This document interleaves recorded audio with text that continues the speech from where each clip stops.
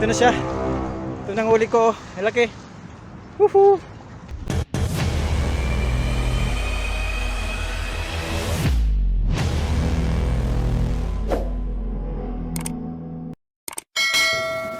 Meanwhile, so what's up mga guys?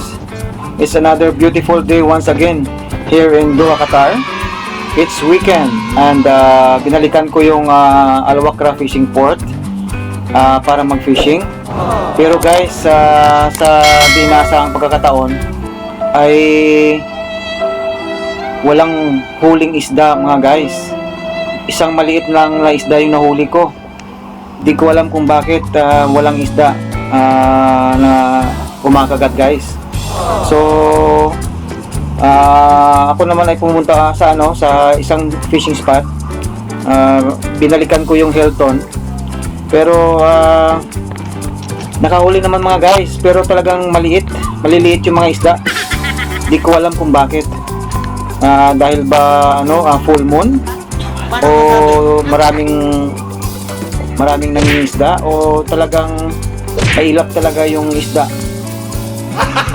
gago!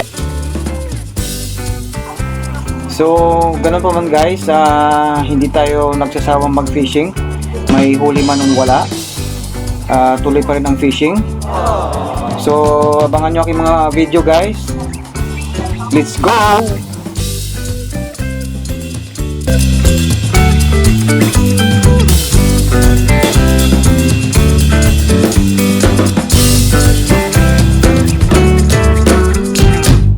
The next morning. So mga guys, andito tayo ulit sa Hilton. Try natin manghuli ulit dito.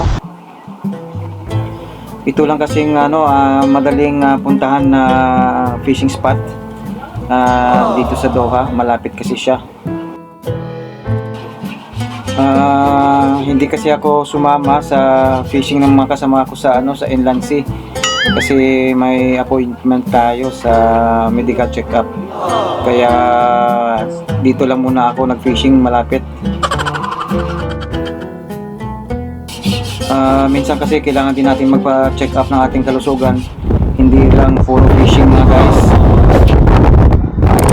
So ayan mga master, pagpasensyahan nyo na yung aking maliliit na huli. Alright.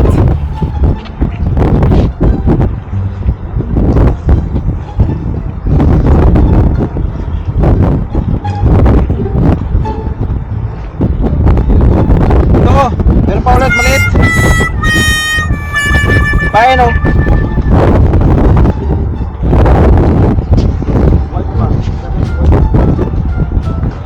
Small.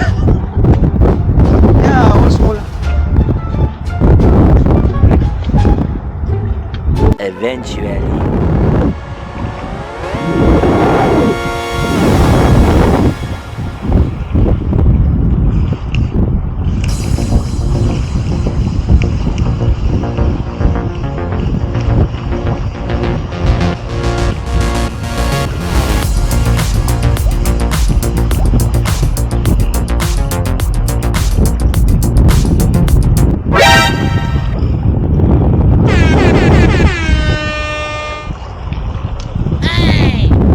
Yun, nakahuli. Huli din. Nabakuko.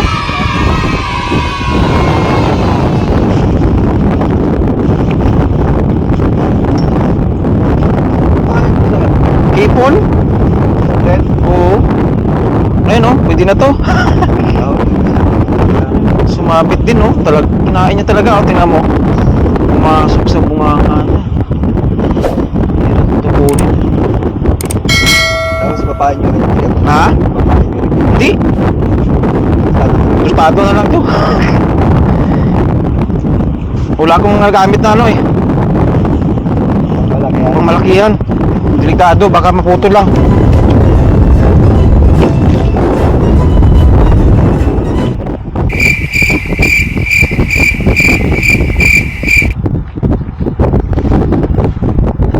Ipon lang sa ng pamain. Oo. Isip lang, malaki. May huli naman ah. Meron. Dalawang piraso pa lang, malilit.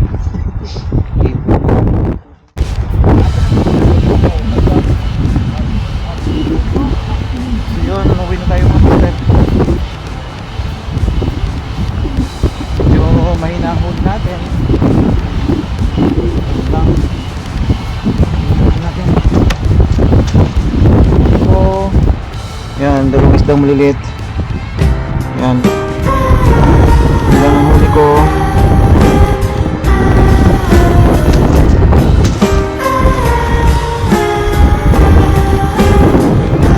Na tayo.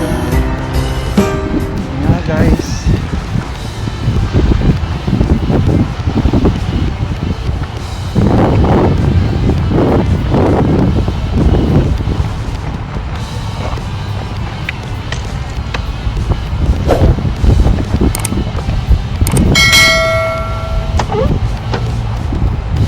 Okay, mga guys, until next time.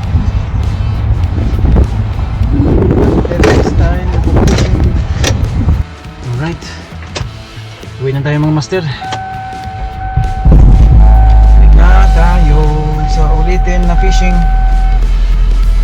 Medyo mahina ang huli natin, pero okay lang. Bye, have a great Sunod na ulit.